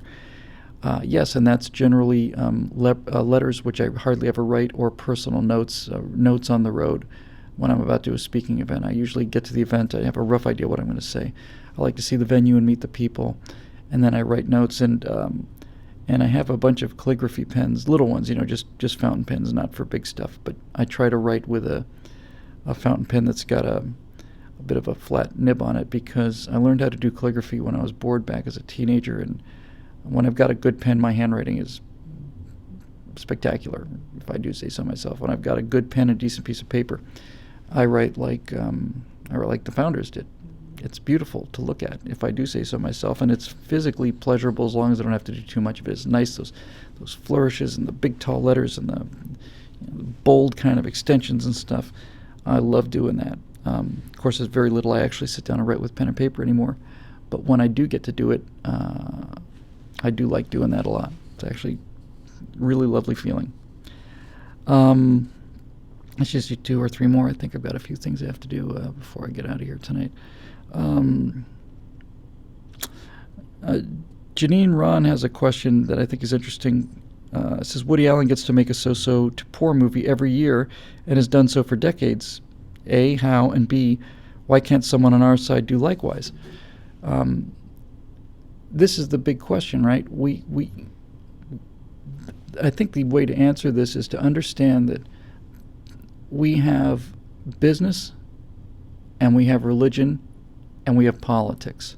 Conservatives, when they look at their lives, they have their business to run, they have their families, they have their religion or some sort of moral code, and they have politics.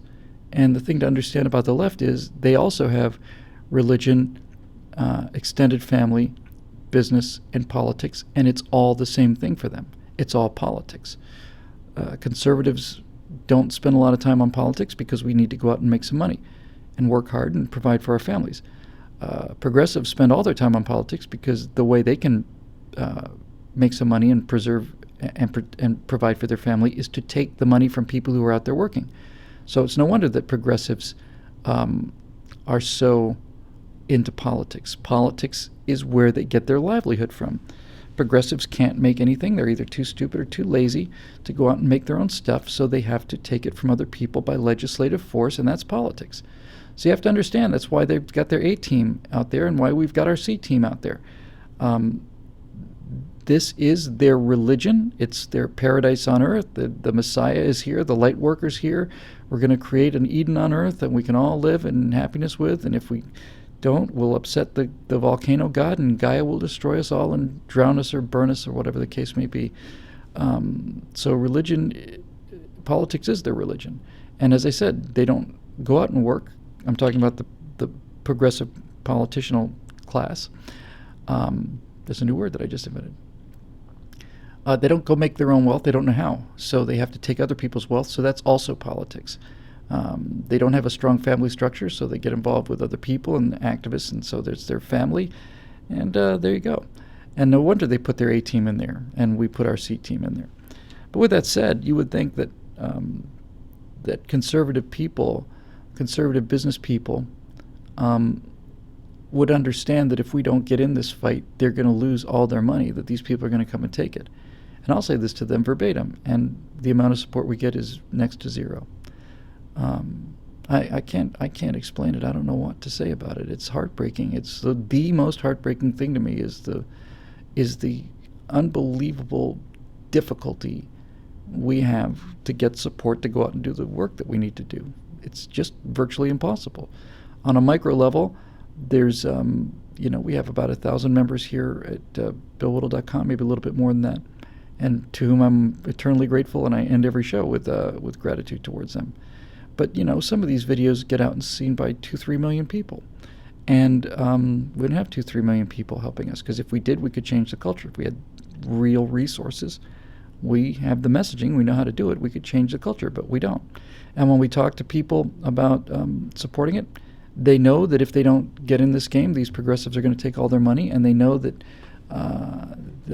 that this country is not guaranteed to survive, and yet they don't commit to it. And I think they don't commit to it because on some level they understand, as businessmen, they understand return on investment. And it's a hard thing to show return on investment for the kind of work we do. And so, and this goes for movies as well. And getting into the culture war. I mean, I don't know how many times I've said this on the show, but the left will spend $25 million on a movie like Redacted, making our soldiers look like psychopathic murderers. And that film made $25,000 domestically total. That's the total take, not per theater take. That's the total amount of money it made. And they lost a bundle, an enormous amount of money. But they don't care, because the larger gain is that they're destroying this traditional view of America, which allows them to demonize the soldiers and demonize the rich so that they can take everything. See, here's really what it comes down to, folks. And I just read Dinesh D'Souza's new book.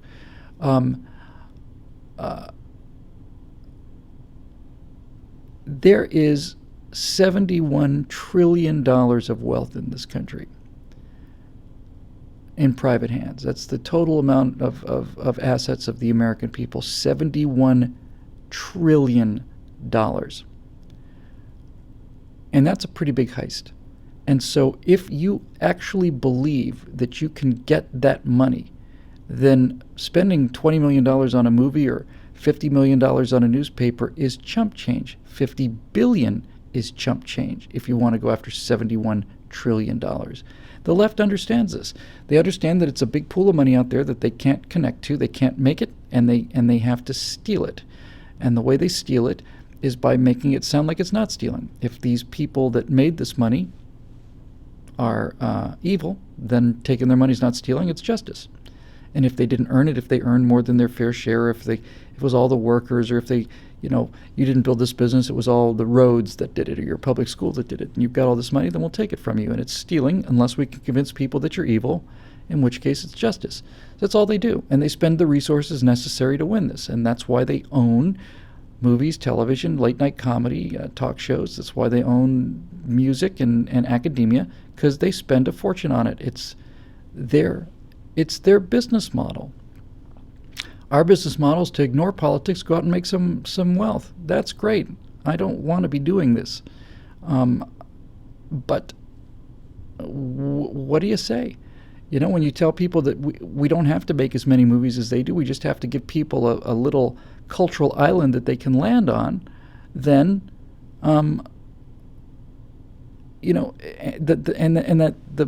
the force multiplier of this kind of cultural thing is just enormous. And people nod and they get it. They just don't want to spend money on it. It's heartbreaking. It's just heartbreaking. And I don't know what to say about it, honestly. I just am just out of not out of patience. I'm really just surprised. Ultimately, you get all the disappointment out of it and all the frustration out of it. I'm just surprised that people who are otherwise that smart and that capable of generating wealth and that capable of understanding this are not able to see that it's being taken from them by people who are telling a story better than we are. Not a better story, they're just telling it better. And when we say, well, let's go out there and fight that story and try and keep some of our money, people don't want to pony up. And it's tough. Let's see what we got here.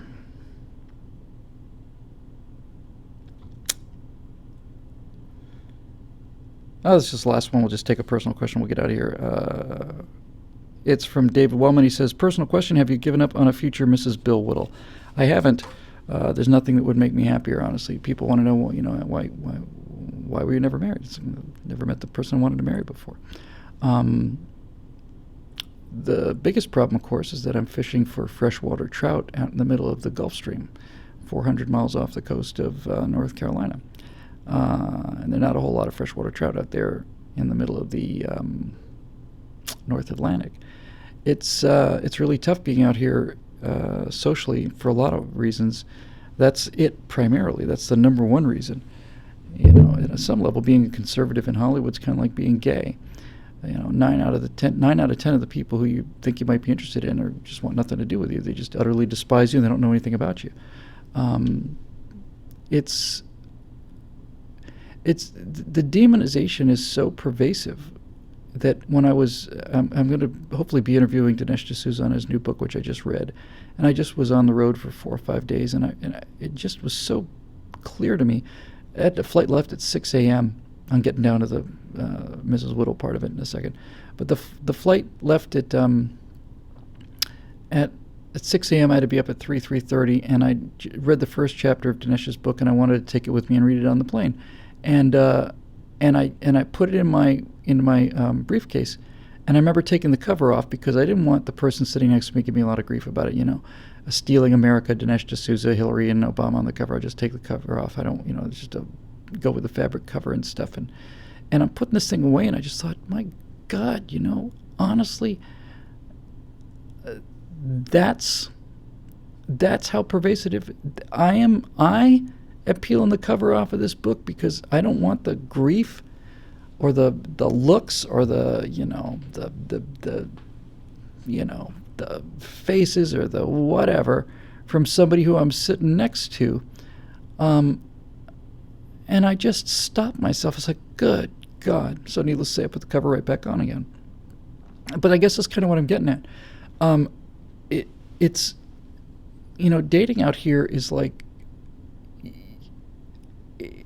it's hard to explain because I'm certainly not embarrassed about this. To say the least, I'm extremely proud of it, but I can't lead with it because you almost have to sit there for an hour so that people realize that you're actually a really nice guy and that you really do care about people and things before you let them know what you do, because out here and all across the country, it's been so effectively demonized that people just assume that you just, that you hate gays and that you hate, immigrants and you hate black people and you hate all this.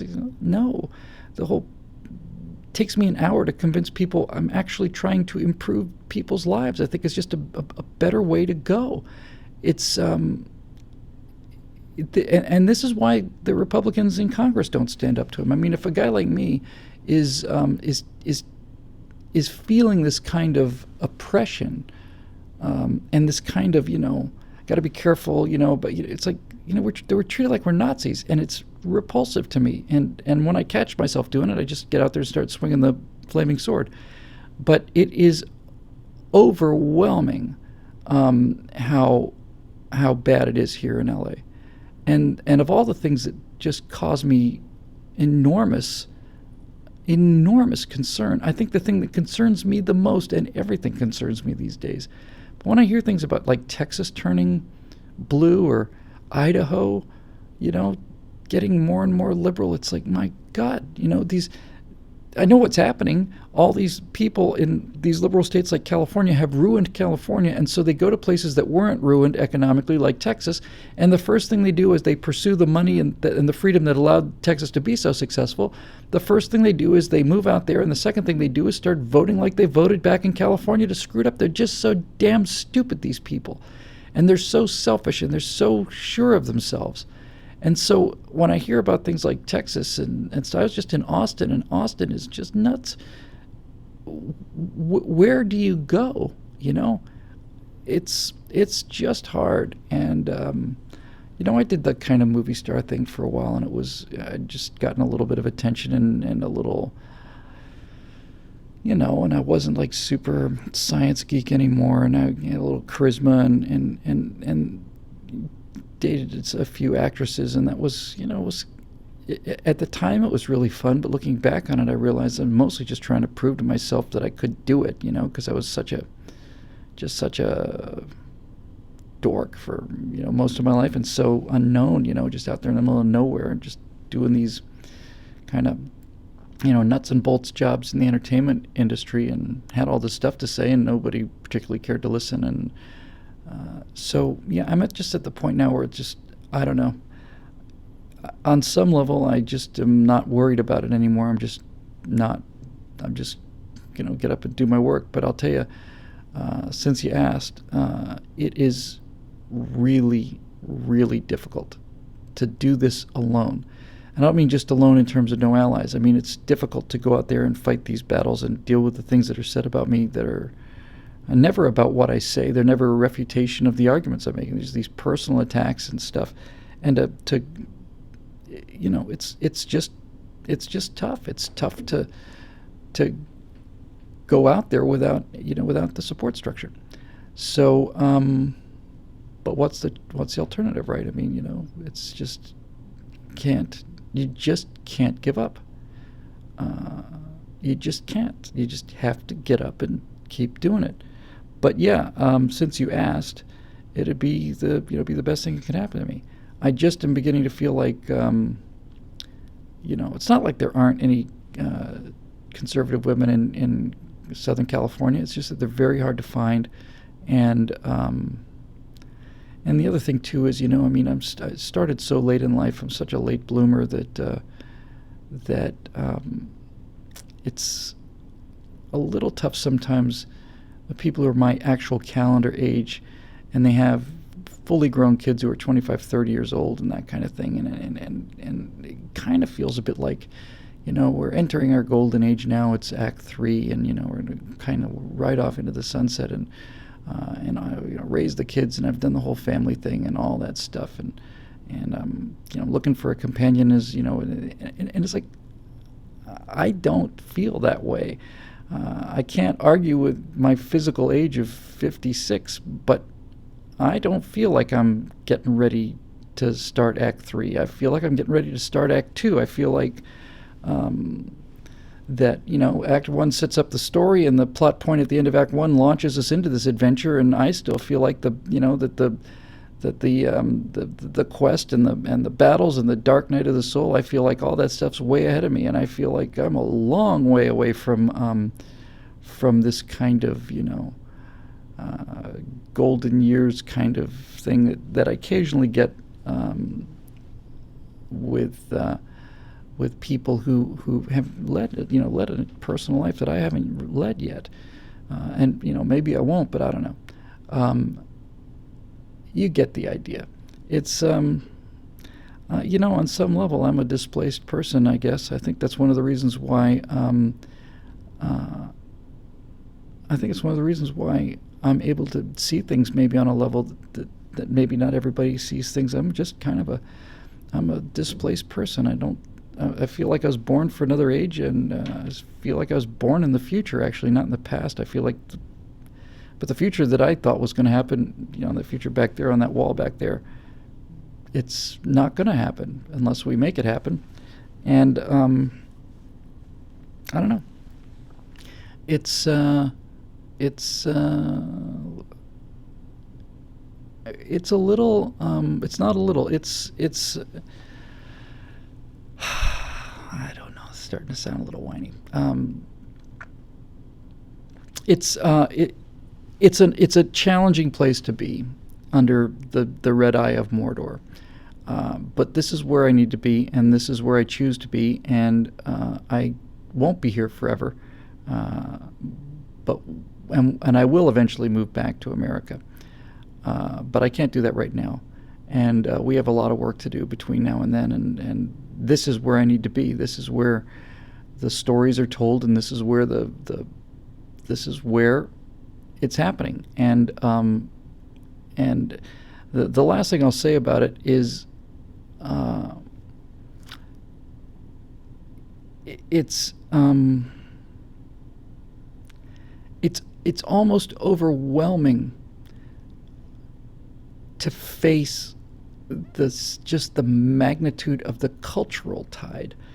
I remember watching. I'm not a huge Seth MacFarlane fan by any means, but I saw him at a Bernie Sanders rally, and I just, it's like, here's a he's probably worth $100 million, and this guy's up there supporting a guy who wants to take 97% of what he makes, and he knows he's not going to pay 97% of what he makes. And I just think, and Ben Affleck and Kanye West and all these people all the time, and here's Katy Perry getting, all these pictures tweeted out with Hillary Clinton, and it's like, my God, my God, my God, what on earth are we going to do against this tide, I think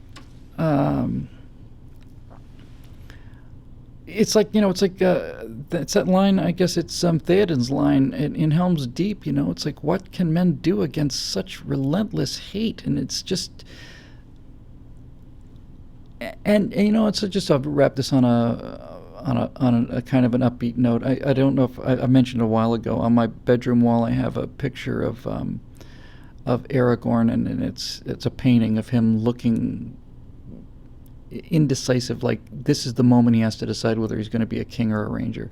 And I have the sword Anduril on the wall, a replica sword from the movie The Sword, the Flame of the West, and it's the first thing I see when I wake up in the morning. And I think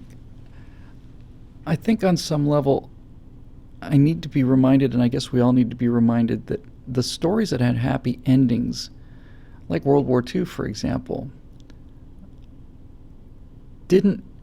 when you were in it, you didn't know it. It's possible, in fact, it may even be likely, that a year from now, Ted Cruz or somebody else is going to be president, and we will see the kind of resurgence. It will be like watching Barad-dûr fall. And I feel like that in order for that to have the kind of meaning that it should have, the kind of mystical meaning that kind of win would have, you have to have this dark night of the soul. You just have to. You have to have this sense of futility and despair, because this is the test, right? I mean, for all of us, it's not just about me. This is the test. The test is not whether or not you can get up when you're fighting, or get up and fight when you're winning, or not even if you can get up and fight when things are not going your way. The question is, can you get up and fight when it appears hopeless? Can you get up and fight when it appears absolutely lost? That is that's the kind of moral courage that all the great stories are based on, and that people who have these opportunities in history become immortal over. I'm not one of those people, but when you think about the suffering of Lincoln, or the suffering of Churchill, all of that, you realize that the reason these people were so revered is not just because they won, but because they won in the face of such overwhelming adversity. And for some reason or another, this being single is just a part of it. It's just part of it's the hand, right? It's the hand. It's the hand that you're dealt, and it's the hand. I didn't come up with it was a question, and it seemed like it deserved an answer, because I know some people worry about these kind of things or think about these kind of things. Yeah, it sure would do me a world of good. I could use a little backup. And I guess the final thing I'll say about this subject is I'm an awful lot more mature than I was even just a year or two ago as far as these kind of things are concerned. So many of the things I used to think were glittery and interesting and attractive and glamorous, I don't find those things that way anymore. I just there is a great deal of fool's gold in California, and you can only go at that so many times and realize that there's nothing there before you either go into that mode and chase that for the rest of your life, like so many people do out here. You finally just wake up and say, no, this is an illusion, and it's bad for you. You need to get out of there. So that's about it, I guess. In any event, I know some of these have sounded a little dark lately. I don't mean to give people I don't want to give people the wrong impression. It's dark times. It's hard to watch these things that you love being destroyed, and especially when it's your job to get out there and just keep digging and seeing what's out there. It's not easy, as I'm sure you well know. But somebody has to do it, and this is why I don't know why I'm called to do this. I've never really understood it. Just like so many of you, maybe the reason this show works or the whole thing works for us is because I just don't feel extraordinary in any way. I'm just a guy, I mean, I really just can't bear not to be a part of it, and that's why I'd really like to get back in this game with these firewalls and try and get some of these things going, because it's hard to sit on the sidelines when you can make a difference. So, yeah, and I think the best thing about it is, we've talked about this before. I think the best thing about it is that you look at the founders and you think of them as like these demigods that just descended from, in a nimbus of glory from the clouds up in heaven.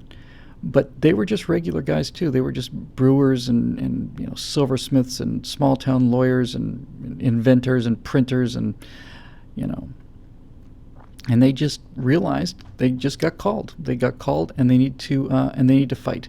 And so we'll fight them. We'll fight them until we can't fight them anymore.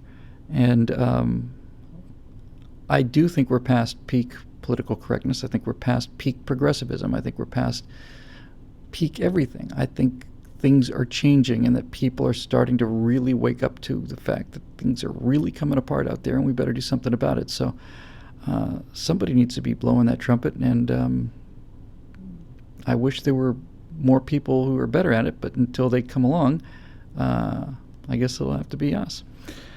So that's episode 106 of the Stratosphere Lounge. Absolutely amazing. We've done this 106 times, and here we are. So let's all just be regular guys together. The one thing that gives me hope in this cycle of civilization and this appalling sense of watching things coming down and seeing how they've come down so many times before, and reading about the Romans and the fall of the Romans, the Greeks, and all that stuff.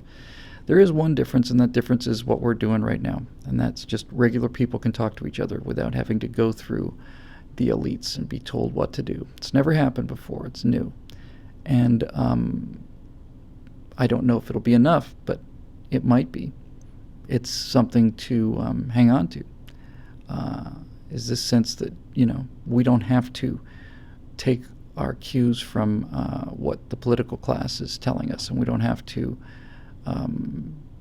take our information just from, CBS Evening News. We have the ability to communicate with each other on a way that no civilization has before, and we don't have to depend on our suicidal, elitist, bored, death wish politicians. There's a lot of us out there would not only just like to keep on living, we'd like to thrive and prosper a little bit.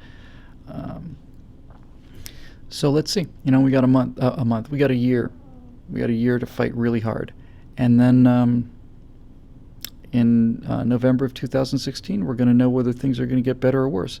And if they get better, then we will watch that obsidian tower collapse, and we'll look back on these days, and the more that we thought we wouldn't win, the better that victory is going to be.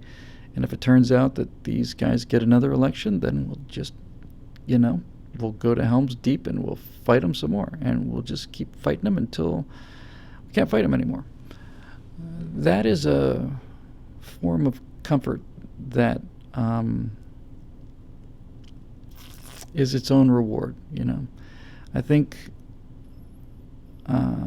even in the darkest times, this idea of this Greco-Roman ideal of happiness is using all of your powers to your full ability. I think that as long as we can say that we did the best we could, and we did the best we could, there's a great deal of comfort in that. And if we're going to wrap up on Lord of the Rings, we might as well wrap up on Lord of the Rings. I'm going to keep doing this and keep fighting these people and keep trying to defend this idea of freedom and responsibility and individuality. Because whether we succeed or fail, if we do it, then we will be able to return to the hall of our fathers, in whose mighty company we shall no longer be ashamed. That's really it, I think. Is we can't control the world, we can't control the outcome. That's bigger than we are. Did we earn our place here, and did we fulfill our responsibility to those people that came before us? And I want the answer to that to be yes, no matter what the outcome is. So there you go. All right. Well, I think I'll just upload this baby right now, and I'll have to wait till it gets uploaded, and tomorrow I'll just trim the music off the front part, and then we'll make it public, and off we go. I don't know what that giant pulse was. I didn't have a chance to pay attention. I was deep in the middle of it. If somebody, as we wrap up the show, wants to tell me in the comments section, now that I can pay attention, it was just a giant spike in traffic. But in any event, thanks everybody for watching, and as always, a thanks to the members at BillWhittle.com who genuinely, honestly keep these lights on. I mean, that's the actual significant truth of it. If you want to become a member, you can always do that at BillWhittle.com on the Become a Member page. If you can do it, we're very grateful. If you can't, we understand. It's tough times out there. Don't see any reason why we won't be able to do one next week. Hopefully I have some flying video, and who knows, maybe something good will happen between now and then, and even if it doesn't, we're just going to keep going on until it does. So for everybody here in the Giant Command Center at BillWhittle.com, yeah, it's pretty much me. Thanks for watching. Thanks for being a part of the fun, and we will see you next time.